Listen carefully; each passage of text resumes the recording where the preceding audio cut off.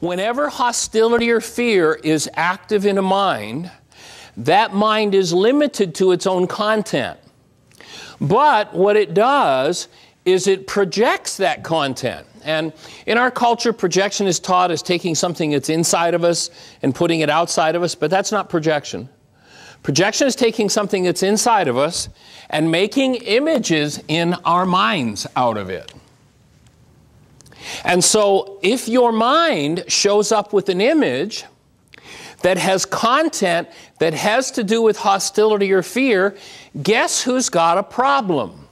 Guess who's got a thumbprint that they need to deal with? I would offer that it is the person that has content that has to do with hostility or fear. And so the output of a mind always tells about the content of that mind before it ever tells anything about the world you think you're looking at. Once you recognize that very important principle, you have an opportunity to start to look into your own content. You have that opportunity to start to look into your own content, and if you choose to be responsible for it, to change it. Now, in the ancient Aramaic language, the word forgive does not mean what we've been taught it means. In the ancient Aramaic language, the word forgive is the tool with which you address and change your content. It is not a tool for letting somebody else off the hook because that content is in you. It is a tool for restoring you to your original intelligence by hammering out the thumbprints that the world have overlaid your being with. This love that we all started out as is our very being, I would offer. And to give it up is to give up life itself.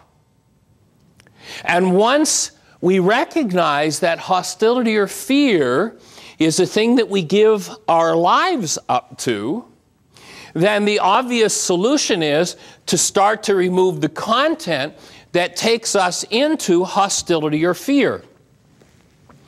However, what the average person does is it denies ownership for what is its own content, because it uses that very content to project or build its brain's image of everyone else.